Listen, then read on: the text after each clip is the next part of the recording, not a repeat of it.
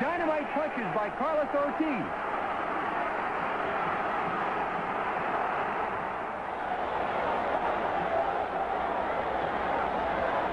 And now Ramos is hurt.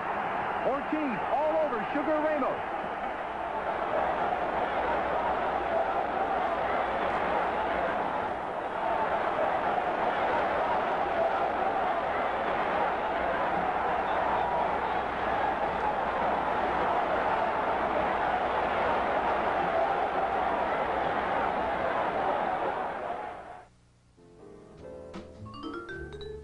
It's a fantastic city, I tell you. New York City is it's a city that, you know, that will take you and grab you and never let you go.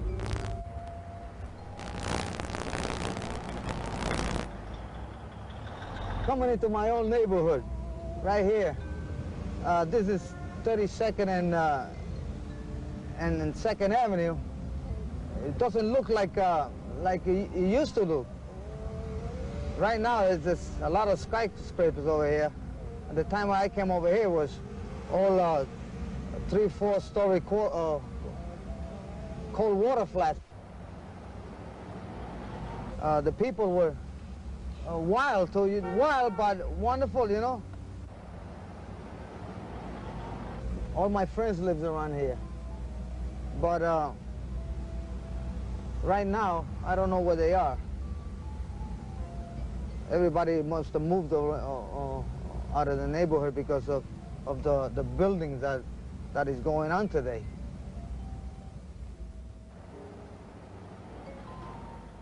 Look what's happening over here. You never know what could happen in this street, in this city. Look at this. You see that? Everything happens in this city. Just somebody's got hit there or held up.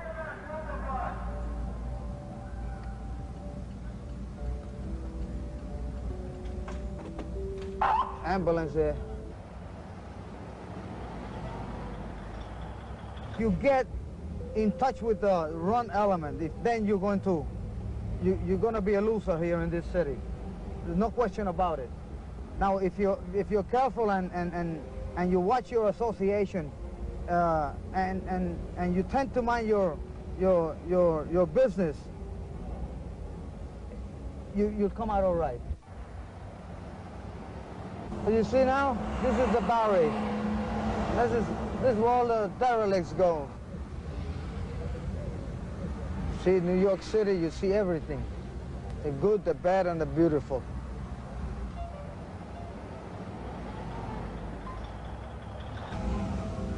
Babe. Can I get $1? Can I have $1? Have my quarter from my partner? No more, baby. No more, baby. Check the movies today. No more, baby. Check the movies today. No more. That's enough. You're gonna be in the movies. See what I mean? Come on, let me get a fucking quarter. Hey, I don't have any more money, buddy. I gave you enough. I don't like you. All right? Take your time. I don't like y'all neither. Okay. See what I mean? The old Bowery. That's why I'm driving a cab today because I almost became an alcoholic, or I'm an alcoholic myself. But like I said, while I'm driving a cab, I don't drink, and when I'm not driving a cab, I'm home sleeping. So this is my medicine. Besides making a fair living, it's medicine for me because I don't drink at all. It stopped me from drinking. So far, it's done me good for the past couple of years. I haven't touched a drink, so I'm going to keep on as long as it takes. If it takes another 2 or 3 years for me to be sure of myself, I'm going to keep on driving a cab. Besides, I make a good living on it, so why not keep it up? It came a time where I was winning all these fights, you know. I was #1 contender for year in, year out, you know, winning challenging everybody that came along, fighting everybody and winning, you know, and being the top contender for such a long time that it became frustrating, because here is the best fighter in the world, and the champion is dodging me, you know. Everything I did, you know, they refused. Every offer that we gave the champion, he refused. It became to a point where there was no ending, you know, no sight of me fighting for the title, until it came a time where Joe Brown had no other patsies to fight, you know. He was always fighting the number 5 contender, the number 6 contender, the number 2 contender, but the number 1 contender, which was me, he didn't want to fight, you know. He just forsaked me, you know. He just disregarded me. I don't know whether it was Joe Brown, and I don't know whether it was his manager that because I was my own manager, you know, because I had no connections with so-called underworld of boxing, you know. Maybe that was the reason why I didn't get a fight or a chance at the title fight. It became a time where he had to fight me, because I was the only one that he had not fought from the top 10s, you know. So one day, I remember Teddy Brenner from Madison Square Garden gave him an offer to fight me, and Joe Brown came back with old Louis Scusi, which it was his manager. I came back with the counter offer that the only way that he would fight me was if they offer him $50,000. You know, $50,000 at that time was a lot of money. Joe Brown was defending his title for $35,000, $22,000, $25,000. So the only way that he would fight me was if they gave him the $50,000. I remember that when he okayed the match, Louis Scusi, through somebody else, asked me that if I could go over to Tampa, Florida, to speak to him, you know, and about something, you know. There's something I didn't know. I didn't know what it was all about. So I went to Tampa, Florida. I spoke to Louis Scusi, and we made an agreement that I was going to fight Joe Brown, you know, and after that maybe he would become my manager, you know. And I remember that we okayed the deal, you know. We made the fight. We signed for the fight back in 1962, January 21, 1962, in Las Vegas, Nevada. Finally, I got the chance, you know. Finally, I was going to fight Joe Brown. I was going to fight for the title, the lightweight title, which I consider the genuine, you know, title. I've held a title before, which was the junior welterweight title, you know, but that title didn't mean anything to me. It was the lightweight title that I wanted, you know. Finally, I got the opportunity. Las Vegas, 1962, in January 21st. I went to Las Vegas, and the first time that I've ever been to Las Vegas. Fantastic city, you know.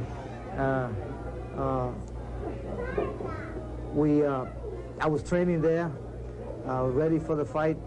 All of a sudden, Joe Brown gets sick, and we had to postpone the fight.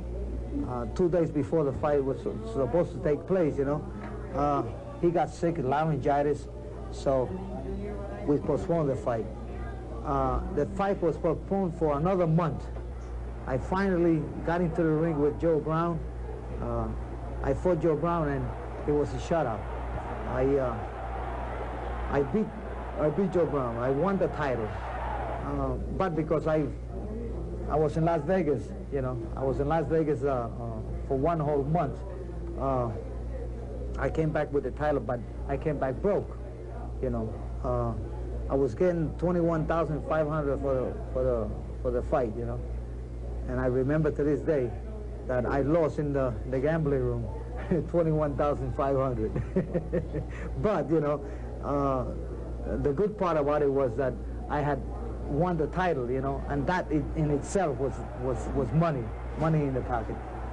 My lifestyle after the championship fight was fantastic, you know. It was something out of this world. Everybody was interested in Carlos Ortiz, you know. I mean, everybody was asking for me. Money to me was nothing. Was no option, you know. The only thing that I was interested was having a good time. It was something that I never experienced in my whole life, you know, and I was enjoying it, you know. I used to fight for the title. I used to fight. The next day, I used to, you know, be having a good time, you know. I used to get invited all over the place.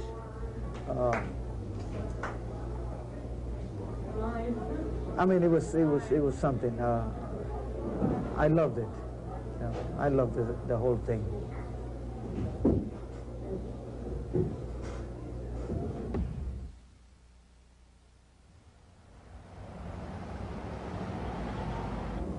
Madison Square Garden, boy, look at it. Look at it now. It's a parking lot. Imagine this is where I had the biggest thrills of my life. This is where I fought great fighters like Carlos Ortiz. Oh, Carlos Ortiz. 12,000 people were there, screaming. When I used to walk into this arena and I saw it packed, I mean, my blood just started boiling, you know. It was a thrill. It made me want to fight more, you know, just because my compatriots were all here cheering for me and wanted to win. The crowd, boy, they used to love me. I used to love the crowd myself. In fact, here is where I won my biggest purse, $93,000. It was never done before. Lightweight champion of the world never had, no lightweight champion of the world ever drew that kind of money here. Where did those $93,000 go? I don't know. Really, I don't know. You know. But I had a lot of fun, you know. It gives me a pleasure to even remember those things. I spent 12 hours in the city driving the cab, you know, and it's satisfying to me at the end of the day when I come home and I sit down relaxing here with a glass of Coca-Cola and a little cigar and watching TV, you know, that it's satisfying to me that at the end of those 12, 13-hour period, you know, I've come home and I've had no desire to have any alcohol, you know, which was the creator of all my past problems. Sometimes, you know, I get people into the cab, you know, that recognize me, you know. They start saying that, you know, are you Carlos Ortiz, you know? Of course, you know. I say yes all the time, you know, and you used to be the former lightweight champion of the world, right? And they recognize me. I don't get sore about this, you know. I got no regrets about people seeing me or knowing me as the champion of the world and then seeing me driving a cab, because I'm doing this because of a reason, you know. I'm driving a cab because of a reason, because it's good for me. I don't care what people think about about me, you know, when they recognize me and see me driving a cab. They don't know why I'm driving a cab, you know, so it doesn't matter to me what people think, as long as it's good for me. Was your drinking much of a factor during your boxing career? That's all I used to do, you know. I used to finish training, you know. I used to go upstairs to my room, you know, in the training camp, and I used to have a bottle of liquor in my room all the time. And to cool off, like they say, I used to take a shot of whiskey and a couple of shots, you know, and this made me relax. My reason for doing this was relaxation, you know, that it made me feel good, made me feel relaxed, simply because I was working too hard and I was dehydrated, and this had a positive effect on my body. Even though I used to drink, you know, this much, only I know how much I used to drink, you know. When I used to go to fight, it had no effect on me at all. I won all the fights, you know. I had no effect, and it was just like I didn't have a drink at all. And because of this, because he had that kind of effect on me, you know, I used to keep it up. Got to the point, you know, that my lifestyle was so fantastic that I thought it was fantastic, you know. My drinking, you know, life was beautiful. I wasn't realizing the effect that it was having upon my family. It got to the point where we just couldn't, I don't know, nothing ever came, you know, together, you know. And got to the point where finally I lost my family, you know. I lost 3 kids, and I lost my first wife, and I got divorced because of my problem with the alcohol. I can remember that it started getting out of hand, you know, right after real bad, after I had my last fight. Ken Buchanan, Fort Ken Buchanan in the garden, in the new garden, and after that, I lost the fight, and I was very down. There was a few things that happened during the fight and before the fight that got me real down, you know. What really got me down was that I was supposed to fight the champion of the world, which was Roberto Duran, you know, a non-title fight in the garden. But a week before the fight, Duran claimed that he had a laryngitis, and he went home. My comeback was had a purpose. The purpose was to fight with the champion again, or try to get the title back, the title that I held for about 7 years, you know. And when Duran quit, I mean, that he didn't want to fight, he went back to Panama, I really felt real bad, you know, because that was what I was working for, to get another chance at the title and possibly win it. After the last fight, you know, that was when I got lost. I had problems with my businesses. I've lost, you know, a couple of businesses that I had, and I was lost. I didn't know what to do.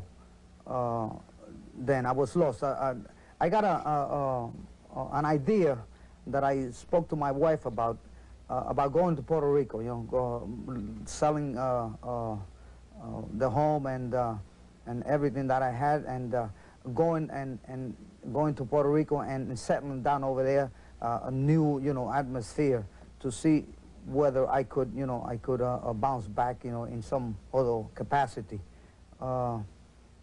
We did that. We did sell the home and the business, and we went to Puerto Rico. But while in Puerto Rico, you know, the whole thing started all over again. It's no change at all. You know, I kept on drinking. The drinking really did me harm. There, I couldn't find any employment. You know, the employment that I wanted. You know, that was good for me and good for Carlos Ortiz. I couldn't find it. What kind of employment was good for Carlos Ortiz? The employment that I was looking for was doing something for the government, you know, in the government capacity, doing something that I knew what to do, you know, like teaching the kids, you know, in sports and teaching them how to box, you know, being that while I was in Puerto Rico, I did a lot for Puerto Rico as far as boxing is concerned, you know, because when I got there, when I was in Puerto Rico, you know, fighting, or before that, boxing was nothing.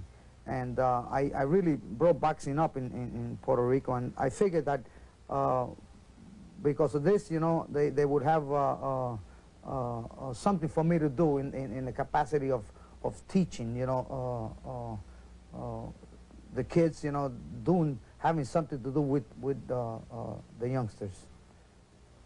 Why didn't it work out? You know, it didn't work out because when I asked for a job, nobody had a job for me. It was all the promises, you know, like went up in smoke, and no job at all, no position, you know.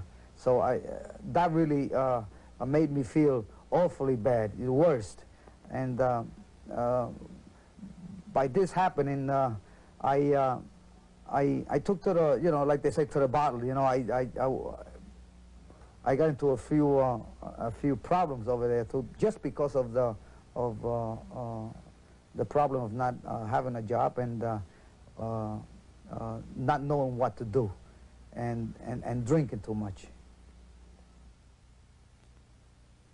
I consider myself the luckiest person in the world, you know. Lucky in the sense that I got a wife which I appreciate. Without her, I would not have been able to make it, you know.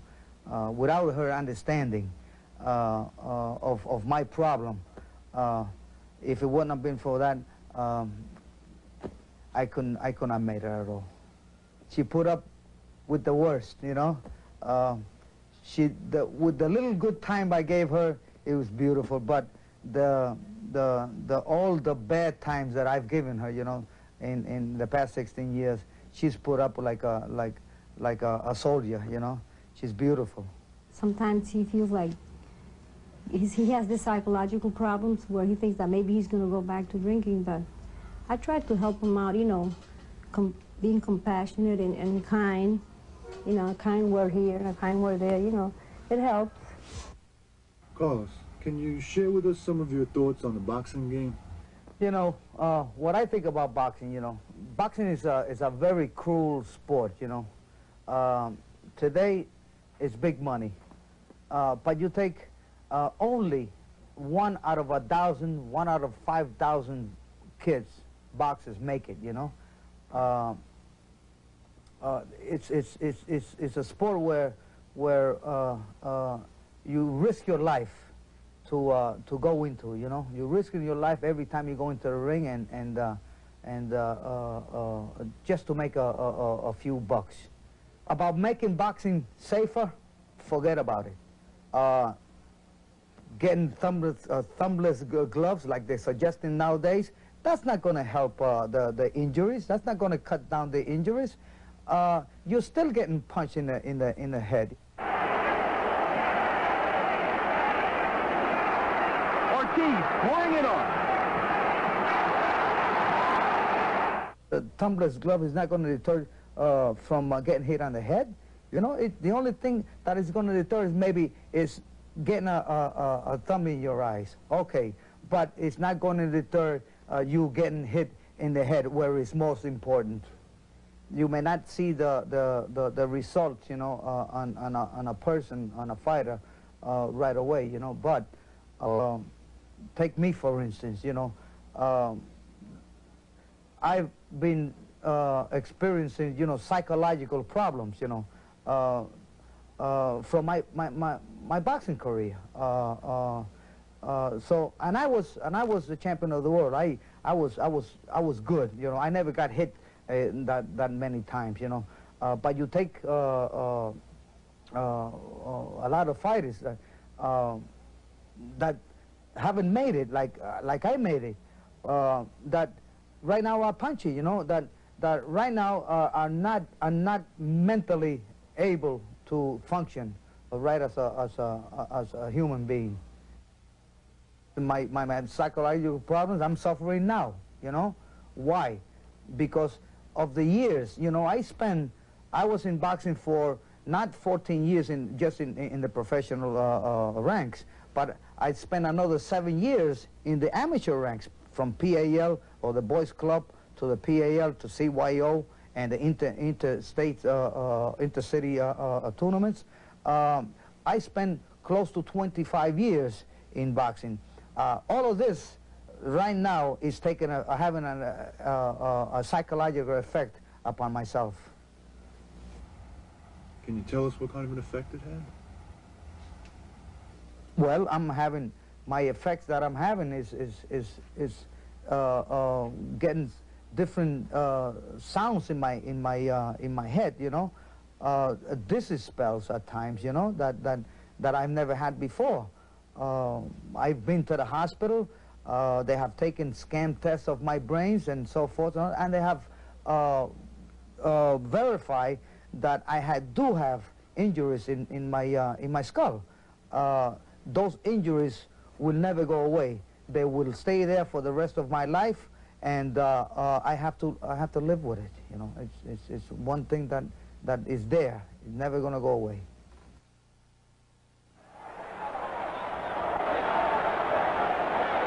And I was the champion of the world. I was good.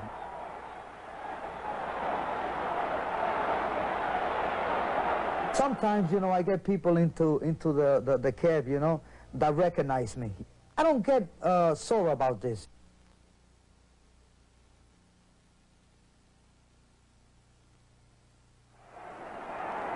Ortiz pouring it on. Regrets, you know, I have no regrets. What I did with my life to this moment, you know, I have no regrets.